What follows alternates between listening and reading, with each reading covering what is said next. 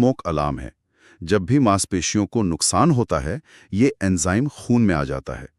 LGMDR1 में क्योंकि रोज मरम्मत नहीं हो रही होती, तो ये स्मोक अलार्म लगातार बहुत ऊंचे स्तर पर बजता रहता है। तो सी के लेवल ज्यादा होना एक बड़ा इशारा है। इसके बाद डॉक्टर EMG कर सकते हैं। इसे ऐसे समझिए जैसे वो मांसपेशियों की इलेक्ट्रिकल वायरिंग चेक कर रहे हैं, ये देखने के लिए कि दिमाग से भेजे गए सिग्नल ठीक से पहुंच रहे हैं या नहीं। लेकिन इन सबसे पक्का और आखिरी तरीका है जेनेटिक टेस्टिंग। इसमें सीधे उस कैपन3 जीन को ही देखा जाता है।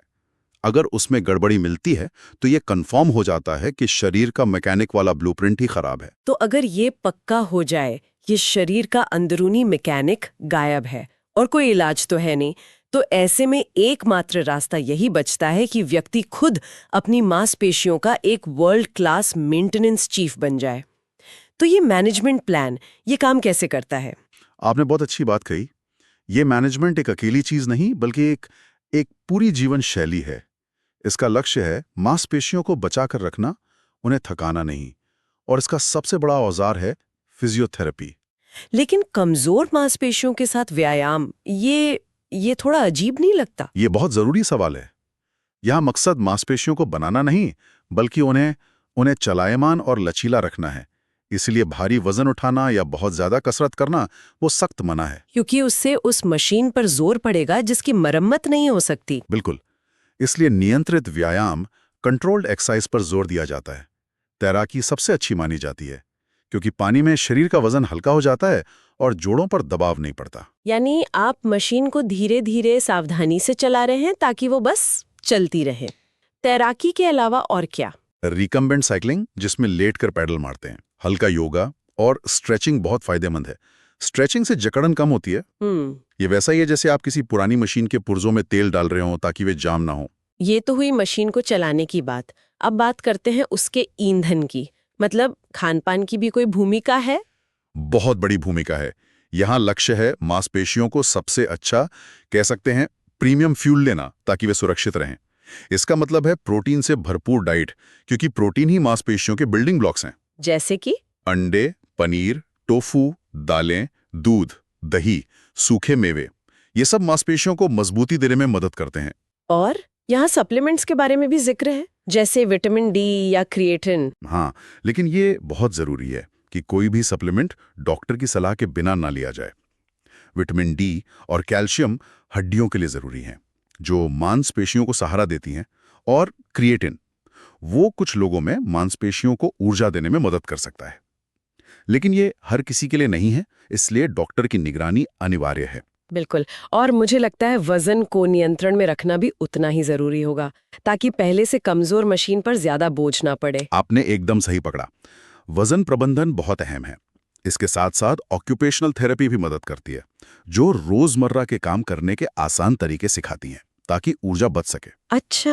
और जरूरत पड़ने पर AFO ब्रेस या वॉकर जैसे सहायक उपकरण, वो चलने में स्थिरता और सुरक्षा देते हैं।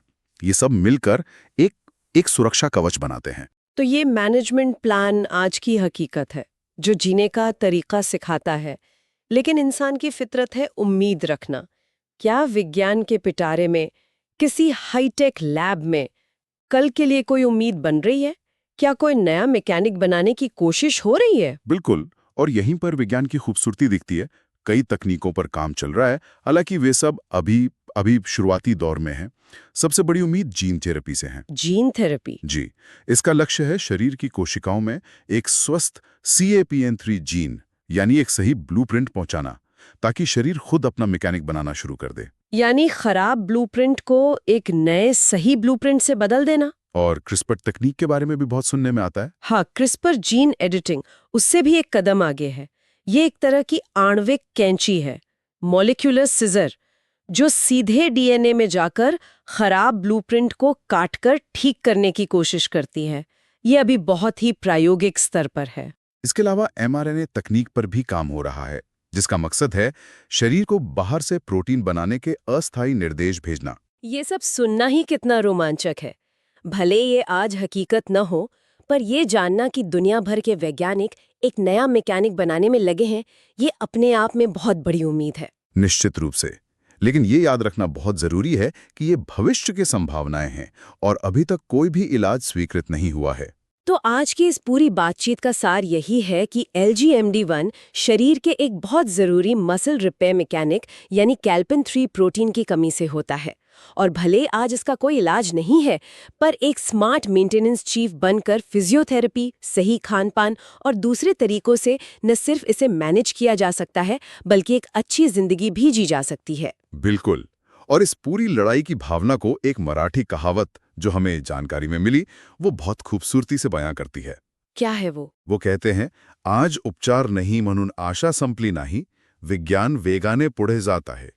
आज आपण मॅनेजमेंट करू, उधर टेक्नोलॉजी उपचार देईल. इसका मतलब है आज इलाज नहीं है तो इसका ये मतलब नहीं कि उम्मीद खत्म हो गई है। विज्ञान तेजी से आगे बढ़ रहा है। आज हम प्रबंधन करेंगे, कल तकनीक इलाज देगी। ये सोच ही सबसे बड़ी ताकत है। जाते जाते एक विचार, जब हम कैल्पिन 3 जैसे एक अकेले प्रोटीन की हमारे शरीर में इतनी बड़ी भूमिका देखते हैं, तो ये सोचने पर मजबूर करता है कि हमारे अंदर ऐसे कितने और विशेषज्ञ मैकेनिक चुपचाप अपना काम कर रहे हैं, जिनके बारे में हम अभी जानते तक नहीं। हमारा शरीर वाकई एक अजूबा है।